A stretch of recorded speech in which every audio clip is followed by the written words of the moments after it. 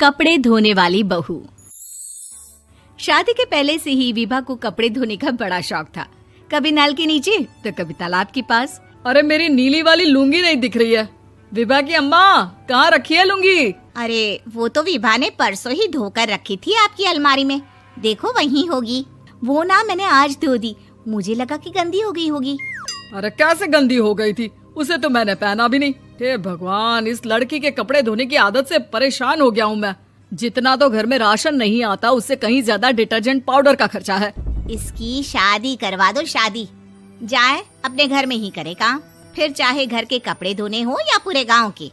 हाँ ठीक बोल रही हूँ, देखता हूँ मैं कोई लड़का। वो दिन भी आ जाता है जब विभा को देखने लड़के वाले आ जाते हैं। लड़की मुझे अच्छी लगी। होने वाली सास कहती है, बेटी अगर कुछ पूछना है तो पूछ लो। वैसे तो हमारी लड़की बहुत ही शर्मीली है, जो बोल दो वो मान लेती है, इसे क्या पूछना होगा। अरे कैसी बात कर रही हो माँ, मुझे इन लोगों के घर रहना है, सवाल तो कई है। हाँ हाँ बेटा, पूछ लो ना, क्या पूछना है। आप लोगों के घर कपड़े कौन धोता है? सास का मुंह बन जाता है। देखो, अगर तुम ये कहना चाहती हो कि तुम्हें कपड़े धोने नहीं आते तो सुन लो, कपड़े मैं ही धोती हूँ, लेकिन तुम्हारे आ जाने के बाद मैं रुमाल तक नहीं धोऊंगी। अरे चुप रहना भाग्यवान, बहू बेचारी घर आई नहीं, उसे डराना शुरू कर दिया। वो क्या है ना बिटिया, अभी तक तो ये कल्लू की माँ ही धोती थी, लेकिन अब तुम्हारे पापा तो दहेज में वॉशिंग मशीन देंगे ही। तभी विभा की माँ बोल पड़ती है, सवाल भी पूछा तो क्या। वैसे भाई साहब, मशीन की तो फिर भी कपड़े धोने की कैपेसिटी होती है। मतलब जो बिटिया दे रहे हैं ना विभा, इसे कपड़े धोने का बहुत शौक है। ये आप लोगों के क्या, आस पड़ोस गांव मोहल्ले सबके कपड़े धो दे और उफ तक ना करे। बाहर देखा नहीं आपने कितने कपड़े सूख रहे हैं? सब हमारी बिटिया ने ही तो धोए हैं। बस भी करो ना माँ, शर्म आ रही इतनी तारीफ सुनकर। और तो और एक दाग निकाल कर दिखाओ तो मान जाओ। हाँ अच्छा, माफ करना बेटा, मैंने गलत समझा। हमें तो रिश्ता बहुत पसंद है। और ऐसे जुड़ जाता है रिश्ता कपड़े धोने का शौक रखने वाली विभा का। उसकी शादी हो जाती है कोयला फैक्ट्री में काम करने वाले कल्लू के साथ। शादी के बाद अचानक विभा चिल्लाती हुई सास के पास आती है। सासू माँ, अरे सासू माँ कहाँ है आप? ये तो धोखा है, धोखा दिया आप लोगों ने मुझे। इसे ससुर के चक्कर के बारे में पता चल गया। अरे तो उसमें तुझे क्यों धोखा मिला है? अरे नल में पानी नहीं आता, कपड़े कैसे कब धुलेंगे? अच्छा, तू पानी नहीं आ रहा उसकी बात कर रही है। तो आपने क्या सोचा? कुछ नहीं।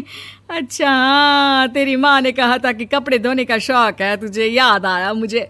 शौक बोलकर कपड़े धोने वाले मेरे जुनून को कम ना आके सासू माँ, कपड़ा धोना मेरा गुरूर है। तभी पति भी वहाँ आ जाता है। अभी मैंने इसे सनी देओल की फिल्म दिखाई है, उसी के डायलॉग मार रही है माँ। अच्छा सुन, साफ साफ बता रही हूँ, पानी सुबह 4 से 6 और शाम को 10 से 12 आता है, समझी? विभा टाइमिंग सुनकर हैरान हो जाती है। ये क्या भूतों का मोहल्ला है? सुबह 4 बजे उठकर कौन कपड़े धोता है? 4 बजे टंकी में पानी जाता है, फिर सारा दिन धोना ना, किसने मना किया?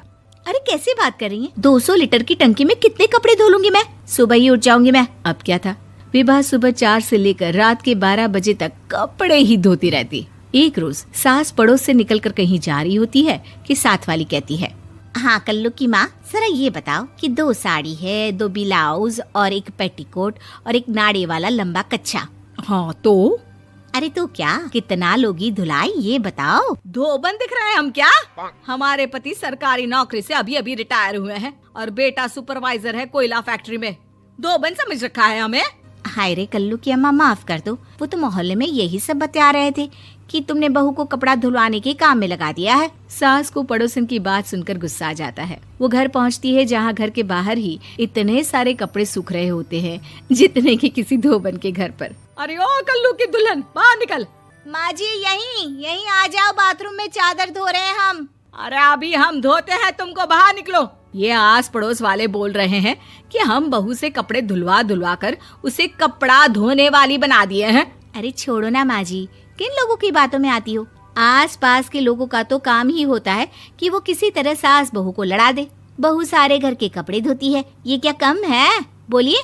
सास को भी लग जाता है कि वो बहू का ये सनकीपन नहीं छुड़वा सकती, इससे अच्छा है कि खुद ही चुप हो जाए। एक रोज सास और बहू मंदिर जाते हैं, जहाँ सास की साड़ी वहाँ खड़ी भीख मांगने वाली से मिलती है। माँ जी क्या बात है, आपकी साड़ी उस भिखारन से कितनी मिल रही है ना? हाँ हाँ देखो तो, दोनों की साड़ी मिल रही है। क्या बात है कल्लू की अम्मा, तुम खुद को तो अफसर की बीवी बताती हो और ऐसी सिंपल सी प्लेन साड़ी पहनकर घूमती हो। सिंपल और प्लेन नहीं है ये साड़ी। तो क्या सोने के धागे से फूल बने हैं? कुछ भी सासू माँ, कुछ भी। हाँ बने थे इस साड़ी में सोने के धागे से फूल। मेरे पति लेकर आए थे मद्रास से स्पेशली मेरे लिए 10,000 की।